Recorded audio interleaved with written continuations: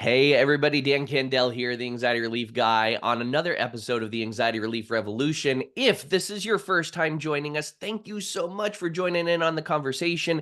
If you are new, no, I just said that. I just said if you're new. If you're new, welcome. If you're a veteran listener, welcome back. There we go. You might see, if you're watching the video version of this over on YouTube's or any of the other video socials, you might see I'm here with a very special guest. And this was a person, we do things in a very similar way. We have very similar perspectives.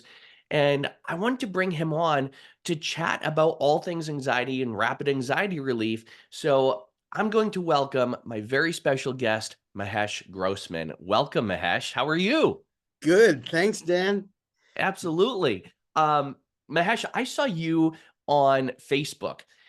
I saw your Facebook ads. I clicked on it. I'm like, oh my gosh, like 60-second anxiety solutions, right? Talk to me a little bit about the methods that you use and also that the book and the program that you have, just so we can be Yeah. on the same Well, page. so here's the thing. Um, I use 5 different categories of things. There's breathing techniques. So I have some of those that everybody uses. There's kind of back and forth techniques. If you've heard of EMDR, it's that Yep. if you use the right side, left side, there are those kinds of techniques. About 35 techniques from hypnosis. Yep. I have some wordplay techniques because I had a client who was appearing on national TV, and we got to kind of the root cause of his anxiety, but he still had what they call anticipatory anxiety. In other words, anxiety about the fact that he might get anxious. Right. And I found these simple wordplay things that he could do, things like saying what he's thinking, like I'm scared I'm going to get anxious, schmanxious, anxious.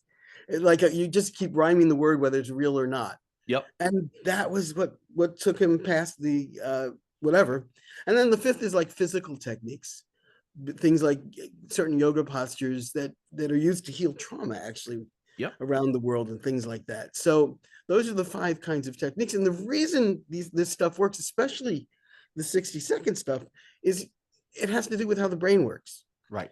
So I always talk about the way a caveman gets anxiety is if he's attacked by a woolly mammoth near yellow grass, the next time he sees yellow, even if it's in his grandma's cave painting of a woolly mammoth, or of a not a woolly mammoth, of a horse, he's going to subconsciously have this automatic response that makes him anxious. That's why we get anxious, is there's this kind of a sloppy pattern match that the brain makes. So that's in the what I call the cave brain, and other people call it the amygdala or the fear system of the brain. So as soon as you use, let's say, your imagination, as soon as you do that, you're using a more modern part of the brain. And once you do that, your brain knows and tells the cave brain, hey, he's okay. Right. And that's why these 60-second solutions work. My book is the 1-minute anxiety solution. So Yep. And Mahesh, we were talking about how we both do Facebook ads. We both have big followings, and sometimes it's really difficult for people to grasp the concept that they can really reduce their anxiety in 60 seconds or less. And that's something that I want to talk about today, to introduce this concept of rapid change and using real life client examples. Like Mahesh and I both have people that reduce their anxiety so quickly. And like you said, these triggers in the brain that trigger these false responses, when we override those triggers and we replace them with new, better triggers or new, better responses, it calms the nervous system. It stimulates the parasympathetic nervous system, and it overrides that pattern. right. What are some common anxieties that you've seen? You mentioned anticipatory anxiety. What are some common manifestation of anxieties that you've seen before, that you've worked with before? Well, people have this automatic reaction to going into a certain room if they had something difficult happen in that Yeah. room. Yeah. People, well, I had one woman who had a fear of mice. Fear of mice. This is one of my weirdest things. It turned out to be a past life because we could get to the root cause, Right. and it wound up being a past life where she was a swan who was sleeping and attacked by a whole group of mice, her neck.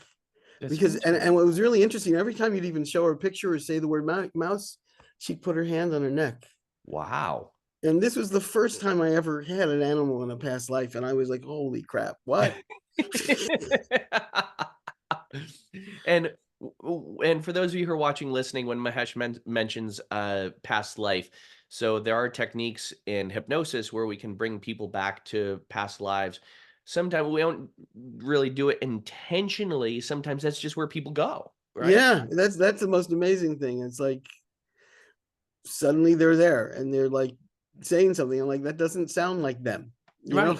Right. She was talking like a swan or a goose. I guess it was. She was honking. I guess it No, was. oh, that wasn't happening. That was, I mean, this week we got through all the things in this life, and I was like, Yeah. okay, let's try a past life. Yeah. So, And yeah, there are what we call oddity anxieties. I would consider that to be an oddity anxiety. I had a client, the two weirdest things I encountered was a fear of liquid soap, a fear of liquid wow, dish soap, and a fear of vertical hanging blinds or anything that weebles, wobbles, wow, angles. Yeah. And if we're talking about root causes, the liquid soap was because this person's sister was very ill, and she was very sick, and the sister would, you know how we have, like, a security blanket sometimes? yeah, The sick sister would carry around the Dawn dishwashing fluid, and you know how sometimes on the dishwashing fluid, the liquid soap, there's, like, crust that forms around the nozzle? right, The sister would scratch the crust off, and my client would be she associated liquid soap with sickness and then with annoyance, so there are all these associations that yeah, were yeah. formed. I mean, that's totally how it works. I had a client in 10 minutes. We got to the root cause of her fear of needles, which is this huge thing because she was diabetic. Yep, And she had to prick her finger 4 times a day, and she had to take a shot 4 times a day. yep, And she would cry every time. This was even before I was a hypnotist. yep, She would cry every time. And in 2 minutes, I said, "Well, just notice where you feel that in your body, and how old were you the first time you had that sensation?" And she got right to when she was 3 years old, her first time getting shots. She was really resistant, and she was having and the doctor was having a really hard time, and her mom and her doctor were just screaming at her yeah, yep, at 3 years old.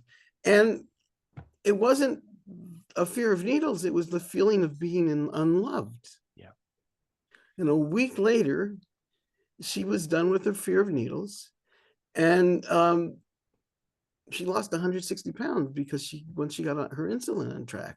wow. And these are things too that you had mentioned, it was more about, like, love. Sometimes anxiety can be the manifestation of other things that are underlying. And a person might say, well, how does anxiety have anything to do with love? Well, at the core, they're really connected. And there's this thing I call the anxiety iceberg. And it's where anxiety is like the tip of the iceberg, and then everything underneath is all the manifestations of how anxiety can manifest, or all the symptoms of anxiety. And sometimes these things like trickle down. And as they trickle down, they start bothering people and they carry over into other people's life. I call it the carryover effect.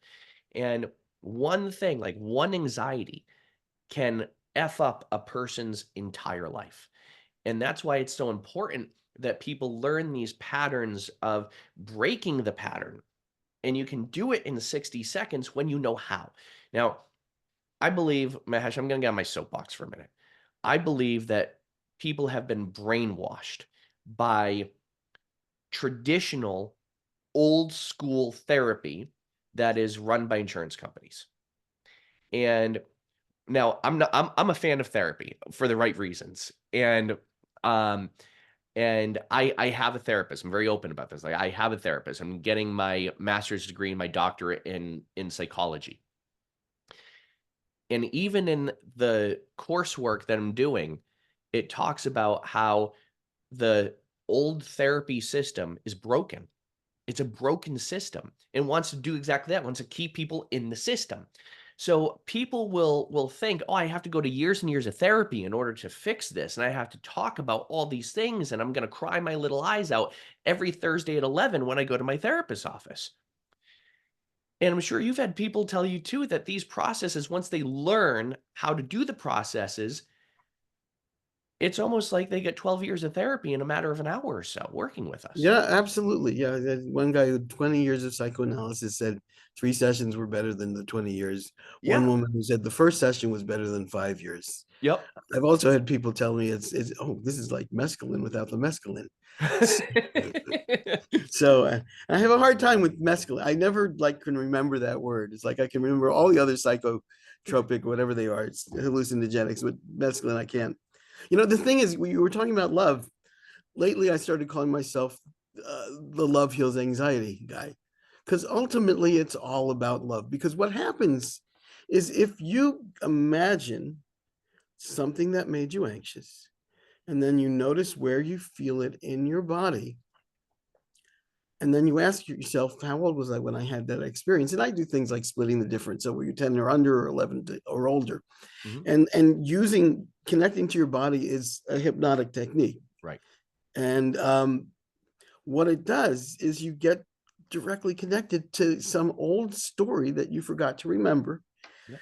that you can heal. And the way you heal it is, let's say you get to a story where your mom criticized you all the time. I have these 3 fill in the blank sentences about anger, grief, and fear. But Mom, it really hurt me when you criticize me all the time. And you say that to your imaginary mom. Mhm. What happens is your mom will respond. And mom, 100% of the time, or dad, or whoever it was, will make an excuse. And they'll say, well, you needed that. Or that's how my mom treated me. Right. And guess what? That's not happening right now. Your mom is nowhere near you. She may be dead, but that mom lives in your head with these words that are etched in stone in your mind. This belief that you're carrying etched in stone from your mother, that you deserve to be treated that way. And what you really need is a mother who says, I'm sorry, I love you, you're a great kid, and I never should have done that. Mhm. And when you get to that point, then, it's a few steps process to get to that. And sometimes you can't do it with your mom. Sometimes your mom is so etched in stone, or you just don't even want to see your mom because she was Right. so awful. Then we use an understudy. And I've had people use Meryl Streep and Taylor Swift and Phoebe from Friends. And you say it to the understudy, and sometimes there'll be resistance with the understudy. It's so strong. Most of the time, not. With the understudy, I've discovered that the techniques that work with the real parent actually work with the understudy as well. Yep. But once you get that parent or whomever to say, I'm sorry, I love you, you're a great kid, I never should have done that, then everything changes. I had a guy who, 20 years of marriage, he had this fear of being touched or hugged. And he would grit his teeth and count to 10 when his wife would hug him. That's healthy. Well, I mean, he tried, that was his best effort, right? Yeah. Yep. It was better than just pushing her, throwing her against the Right. wall. Yep. So we got to his core wound under that. And from that time on, and it only took about 25 minutes, Yeah. when he got his dad to say, I'm sorry, I love you, you're a great kid, I never should have done that. And it had nothing to do with any kind of abuse. It just had to do with, you know, yeah, trust. And his dad was mentally ill and kind of a liar and all these things. He suddenly had a whole new relationship Yep. with with his wife, and he was able to touch her. And his wife said, "Why didn't we find Mahesh, 20 years ago?" I was like, "Well, we didn't." So, so And these things, it's always about love. people may ask too, they're like, "How can we make these changes so quickly?" And what you said, Mahesh, is so brilliant, and you said the imagination. Because when we talk because a lot of people try and do this consciously, and it simply isn't going to resonate consciously the same way it does subconsciously. And when Mahesh says imagine or the imagination, that's awakening the subconscious mind, talking and communicating with the subconscious mind. The subconscious doesn't really know the difference between what's real or vividly imagined or pretend. And some people that I work with, I say, just pretend. We're just going to go to the land of pretend for a minute. And they say, oh, I can't pretend. I pretended when I was a little kid. I said, no, you do pretend. I said, no, I don't. What are you talking about? I said, you pretend every day to walk through life and you put a mask on and you pretend like you're okay. You pretend like things don't bother you. So we're going to tap into that same level of pretend because your subconscious mind buys that. And when we do this subconsciously, if you just in your imagination, when you're in more of a receptive state, which we guide you into, and you have this conversation with mom or dad or whoever hurt you, you automatically, your subconscious mind is going to think, oh, well, that's how things went. And it's called memory reconsolidation, where we reconsolidate those memories and it changes your perspective of them. Consciously, you still might remember, oh, mom treated me like shit. She was an asshole.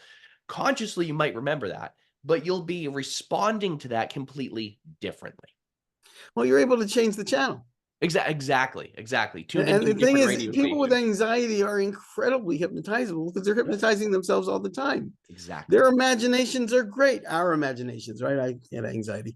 If you get into a worry loop or worst case scenario and all these other things, that's your imagination. That's not reality. And I So talk you're good at it. You're good at it, and I tell people sometimes we are unhypnotizing you out of the hypnotic trance that you put yourself in, or that you've been put in by your parents or whatever it is. And our job as a hypnotist, because a lot of people think this is hypnosis. You're getting very sleepy, and on my count of three, nothing will ever bother you ever again. 1, 2, 3. And Yeah, that's what people think hypnosis is. Our job as a hypnotist is to change your mind about something. That's it. It's to change your mind, but we do it in a very strategic way. And we change your mind very quickly. And Mahesh, I don't know about you, but when I'm teaching the 60-second exercises, some of them it might take me about 10 or 15 minutes to teach an exercise, but once they apply it, it only takes 1 to 2 minutes to apply. mine are so simple that it may take 2 minutes to It may take 2 minutes to explain. learn. Yeah. And Um, these are things that I feel like so many people have a hard time accepting because they think if I accept or I buy into the reality that I can change my patterns in 60 seconds, some people get angry because they feel like they've been lied to their entire life, or they feel like their anxiety isn't as bad or shouldn't have controlled them as much as it did. And there's a layer of sometimes anger that we have to work through because people get pissed off when they say, I can do this in 60 seconds, like under 5 minutes, and I've been struggling with this for my entire life. Yeah. yeah, yeah. Well, I mean, that's the thing. I mean, sometimes it's deeper stuff. So you have to get to the core wound to really make it, because anxiety can be like whack-a-mole. You stop being anxious about one thing and then something Another one else pops pops up. up. Yep. So it really helps to get to the hurt part of you, then the chapter of your life where you feel bruised from it. Right. And And that's what we both do. we And exactly. yeah, it's just so interesting to watch people. And to me, it's like you also get rid of it in your body, Yep. because all these wounds, you feel anxiety is totally a body oriented thing. The symptoms are also body oriented. So, I don't know if Russell Kennedy talks about a sense of alarm in your body. Yes, And yes, I, yep. and I, and I like that as a phrase. But to me, it's like just a hurt place. It's a hurt place, and like you said, body there, and bringing three points of the triangle together. I think we all do need a mind. It's mind, body, nervous system, and with the techniques that we both use, they stimulate the mind, they stimulate the body, and they stimulate the nervous system, the parasympathetic nervous system. They override that sympathetic nervous system response, and um, the thing is too, like, a lot of people think, "Oh, I have to be in complete and total relaxation and peace and calmness in order to not feel anxious or in order." No, you don't. Like, it's nice to feel that way, but it's not always practical to feel completely, like, relaxed, when, and we don't have to feel that way in order to not be anxious. And that's why it's really important to go through some core identifiers of like, how do you want to feel about this? And we can get to the core that way.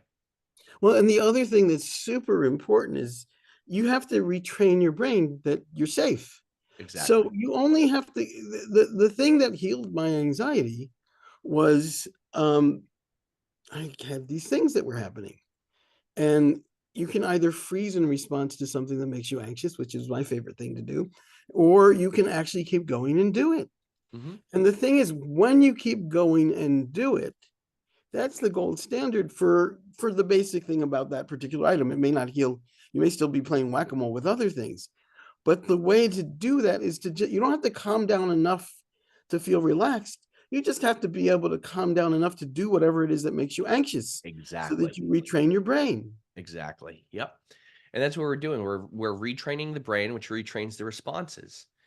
Um, I want to move on to a slightly different topic for for a minute. We were talking before we started recording. Mahesh and I both are big on social media. We both run Facebook ads because it's our way to help more people. Sometimes people forget, though, that we're real people helping real people. And occasionally we get people that come at us with fire in their eyes and pitchforks and flames. And because they think we're either taking advantage of people who are unwell or they just hate the fact that we're running ads and they come at us. And I want to talk a little bit about what happens behind the scenes, how people like Mahesh and I, who do this every day with people, how we overcome some of that stuff, some of that hate that we get, some of the criticism that we get, whether it be about our physical appearance or whether it be just about the way we talk, or they'll pick out just little things. And you look at these people comment and you're like, who hurt you? Like, Yeah, truly. Truly, you're coming after a complete stranger who's doing something really nice. I yeah, mean, my ads, I actually give away the techniques. I had this ad where there's this thing, if you're listening, it you rub the eye ridge and below, and you go back and forth 3 times, and it lowers your anxiety instantaneously. Because I was pointing to my eye and I have these big inherited bags under my eyes, uh, people were just saying, I would never work with you. You're so unhealthy and all these other crazy things. And sometimes it wasn't, most of the time it was stupid. And but once in a while it was painful. yeah, So here's the thing, when something's painful, it's not about them, it's about you, right? right. If you're the one who's triggered. So you have to go back and find out what's the root cause of being triggered. So I have this 3-minute process where you start off, you just notice where you feel tension in your body from what happened to you. And then, as I said earlier, you figure out what age you were. And then you get to the point where you say to that person, blank, it really hurt me when you blank. And or whatever it, or it made me mad, or whatever it was. So this process is really amazing at being able to heal anything that triggers you, including anxiety, but everything else. So I give it away for free as part of my emotional overload first aid kit. And that's available at anxiety123.com. I wanted to make it as easy as 123. So it's anxiety123.com, because I know some of you are listening in the car or on the elliptical machine, and you're not ever going to go to the show notes. So just go to anxiety123.com. I've heard a lot of podcasts where people have completely difficult websites. So that's why I got anxiety123 for everybody. Love that. Love that. And damn you for getting that first. ABC is still there. The thing is, when we also have to have a sense of humor, as Mahesh and I are laughing a lot too. We got to have a sense of humor. Um, I was sharing with Mahesh earlier, like when I get the hate on my Facebook ads, I use humor a lot in my process. I'm also a comedian. So I'll screenshot like these ridiculous comments and I'll send it to my friends and we'll just all laugh at it. And we're like, wow, like Dave was really upset by that, like, and we'll make up this backstory about Dave, and is Oh, that fun. it's a fun thing. Is that feeding into it a little bit? Well, Dave doesn't know because 'cause we'd block him and we say, "Bye bye, Dave, he'll never see us again," you know? Um, but it's looking at it with a sense of humor and levity, and that's when, when we can evoke that, it changes the way we think. And humor and laughter literally can also rewire our brain. And these are things where when we're having a good time, it's like things don't bother us as much anymore. We don't take life so seriously as much.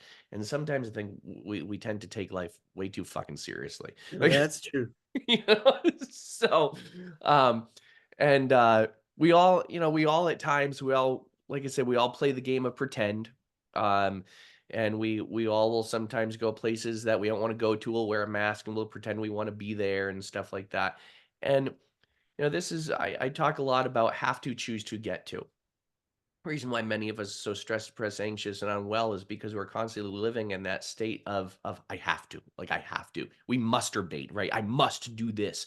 We should all over ourselves. I should do this, and that will hold us back from getting to that get to phase where you feel like, "Ooh, I get to be here. Like this is a good place to be." Yeah.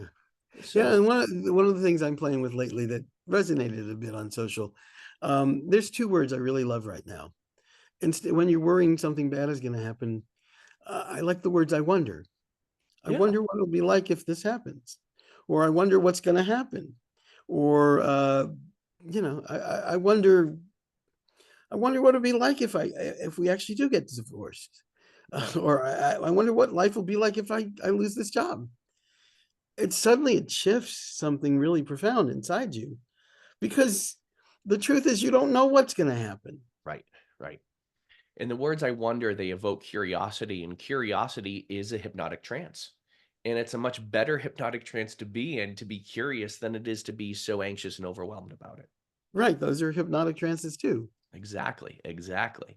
And what Mahesh and I do, we break those hypnotic trances and we teach you new ones to get into, new patterns. And please, for the people who've been following me, please go check out Mahesh, anxiety123.com. Damn you, Mahesh. Anxiety123.com. Go over and check out Mahesh and all the great stuff that he has to offer. Um, and I just like to use the platform that I have just to share the world with other people and share your message as well. Um, so my friends, thank you so much again for watching, for listening. If you're watching this, you get to see our bright, shiny faces. If you're listening to this, you get to hear our sensual voices. As always, everybody, be well, do good, be true to who you are. Happy healing. Mahesh, anything else you want to say before we wrap up today? I think we covered it pretty well. I think we did too. We covered a lot of ground. So, everybody, be well, and I'll see you in the next one.